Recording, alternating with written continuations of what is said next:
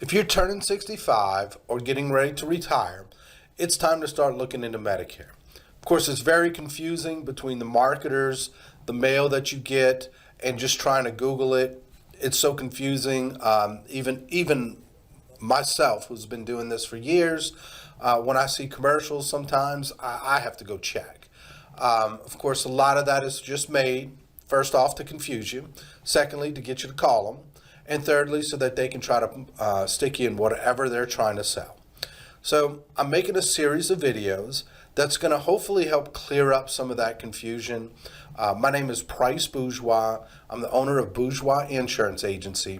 I'm right here in Thibodaux, but I work all over Louisiana and several other states. If you ever have a question or you're just not sure of something, feel free to give us a call. My phone number will be listed in this video somewhere. So let's get right at it. So first, what is Medicare?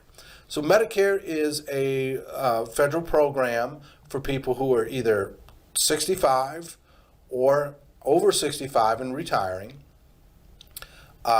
It's also for people who have a qualifying disability for at least 24 months, or if you have ALS or kidney failure, you can qualify for Medicare. Now, you've paid into Medicare for many years.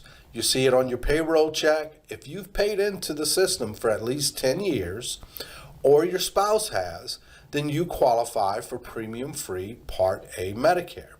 Now, what is Part A Medicare? Part A Medicare is your hospital stays. Anything that happens in a hospital, whether it be the hospital stay, the surgery, tests, labs, things like that. Now, it does have a deductible per benefit period. A benefit period is 60 days. So if you go in the hospital on January 1st, let's say, you're going to have a deductible of $1,556. Now, 62 days after you get out, or 61 days after you get out, rather, if you go back into the hospital, you have to pay that deductible again. Now, there's also other things that go on with Part A. For example, if you need blood, the first 3 units of blood are not covered unless they're donated. So if the hospital has bought that blood, they're going to charge you for it, and you're responsible for the first 3 units. With that being said, there are other gaps that happen in Part A. For example, if you're in the hospital for more than 61 days, there's a $389 per day copay that you have to pay. If it's over 90 days, it's $778. You also have skilled nursing that could occur in a hospital. For days 1 through 20, there's no copay for that, but after that, it's $194.50 per day for skilled nursing cares. Now, I'll tell you, 20 days is not very long in a nursing facility. If you have a stroke, heart attack, or some other thing that happens to you and you need to rehab in a skilled nursing facility, 20 days is nothing. So that's a pretty large gap as well in Part A. Now, there are some things that we're going to talk about in another video of how to close up some of those gaps. So the other part of Medicare is Part B. So your Part B, unfortunately, it does come with a premium. It's $170.10 per month. That's charged monthly. Typically, people get it taken out of their Social Security, but a lot of people also opt in to just pay it themselves. Typically, that's billed quarterly. I will tell you this, if you're on Social Security, I would recommend that you have it taken out directly out of your Social Security. Between the way the mail works and everything else, there's just too many things that could happen, and losing your Part B coverage could cause all kinds of issues. So what does Part B cover? So Part B is going to be your doctor visits, some vaccines, things like that. Now, you do have to pay a deductible for Part B. That's $200. Right now, it's $233 per year. But you also have to pay 20% co-insurance, and that 20% never changes.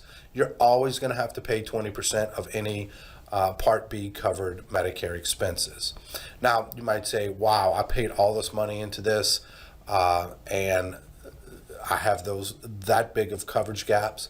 Yes, unfortunately, that's the way the system is. And at one time, we only had Part A. So the Part B is actually a pretty good deal for $170. You could, unfortunately, if you don't sign up for your Part B and you did not have credible coverage during that period, then you could end up having to pay a penalty. And credible coverage is going to usually be an employer plan or something like that. Credible coverage is not the VA, unfortunately, when it comes to medical coverage. And it's also not going to be an ACA or Obamacare. You actually have to leave that Obamacare plan and go on to Medicare. And it's very important that you do that. I've actually seen people who just said, well, I'm going to wait until next year to do that. And what they did not realize is that even though they're getting a tax supplement today for it, when they go to file their taxes and it's figured out that they could have gotten Medicare at some point during that year, they're actually going to lose that tax subsidy. So it's very important to do so in a timely fashion. So the next thing we're going to talk about is how do you enroll in your Medicare. So that can be pretty confusing, and sometimes it can be a little overwhelming. So if you're already on Social Security, more than likely you're just going to get your Medicare card in the mail. They may ask you if you want to enroll in your Part B. Now that's a decision that you're going to have to decide, because if you're getting employer coverage, then you may not want to turn on the Part B of your Medicare. But in most cases, if you're getting Social Security already, you're probably going to want to enroll in Part B.